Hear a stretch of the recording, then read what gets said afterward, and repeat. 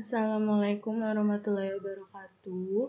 Nama saya Ina Putri Varsity. Saya di sini akan mempresentasikan mengenai penyuluhan saya yang berjudul kehamilan tidak diinginkan pada usia remaja. Yang pertama, kita akan membahas sasarannya terlebih dahulu. Sasaran di sini itu adalah remaja, yang dimana remaja itu merupakan periode perkembangan transisi dari masa anak-anak hingga masa dewasa.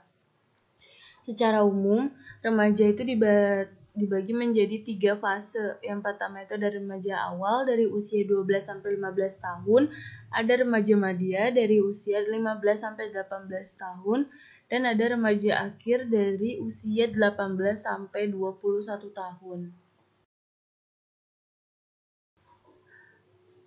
Selanjutnya kita masuk ke inti dari materi penyuluhan kita, yaitu apa itu kehamilan tidak diinginkan. Kehamilan tidak diinginkan adalah kehamilan yang dialami oleh seorang perempuan yang sebenarnya belum menginginkan atau sudah tidak menginginkan kehamilan itu lagi. Mengapa usia remaja beresiko terhadap kehamilan tidak diinginkan? Yang pertama itu, masa remaja itu adalah masa pencarian jati diri, sehingga pengaruh lingkungan yang tidak baik akan mempengaruhi dan kurangnya informasi yang benar menyebabkan permasalahan yang terjadi terhadap remaja. Yang kedua itu, adanya ketidakstabilan pada emosi, sikap menentang dan menantang pada diri remaja. Dan yang ketiga itu adalah pergaulan bebas dengan gaya pacaran yang kebarat-baratan.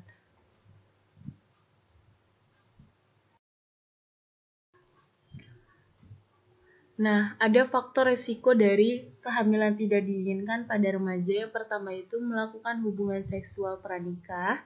Yang kedua itu tindakan pemerkosaan atau kekerasan seksual. Yang ketiga itu kegagalan dalam pemakaian alat kontrasepsi. Yang keempat itu kurangnya ekonomi keluarga, serta rendahnya tingkat pengetahuan seorang remaja terhadap pendidikan seksual. Dampaknya apa sih dari kehamilan tidak diinginkan itu? Yang pertama itu terganggunya psikologis pada usia remaja. Yang kedua itu meningkatkan resiko kematian pada kelahiran. Yang ketiga itu terjadinya kelahiran prematur. Yang keempat, pengeluaran dari sekolah. Yang kelima itu terjadinya tindakan aborsi. Yang keenam itu bagi si ibunya itu akan mendapatkan tekanan mental oleh pengucilan masyarakat. Terus juga terjadi pendarahan, abortus, serta persalinan yang sulit. Dan untuk bagi bayinya, bayi tersebut akan mengalami BBLR atau berat bayi lahir rendah serta kematian pada perinatal.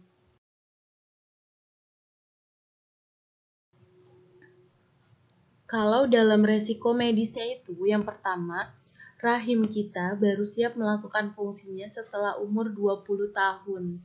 Karena baru pada usia ini fungsi hormonal melewati masa kerjanya yang maksimal. Yang kedua itu, sistem hormonal kita itu masih belum stabil, maka terjadi ketidakaturan menstruasi. Yang dimana itu dapat mengalami kehamilan ketidakaturan tersebut, yang membuat kehamilan menjadi tidak stabil, mudah terjadi pendarahan, terjadilah abortus atau kematian pada janin.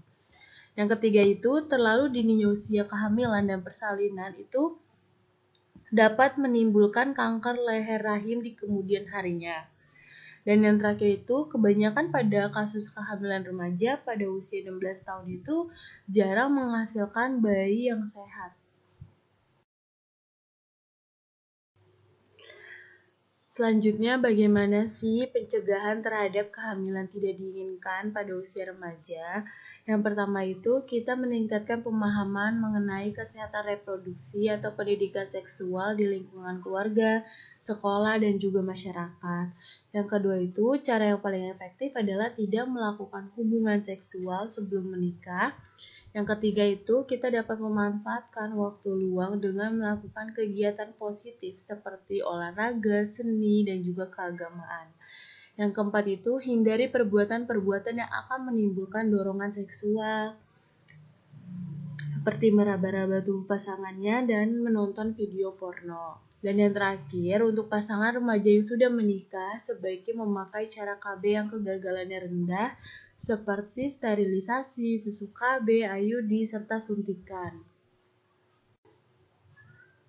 Sekian presentasi dari saya mengenai kehamilan tidak diinginkan pada usia remaja. Apabila ada salah kata, mohon dimaafkan. Terima kasih atas perhatiannya. Wassalamualaikum warahmatullahi wabarakatuh.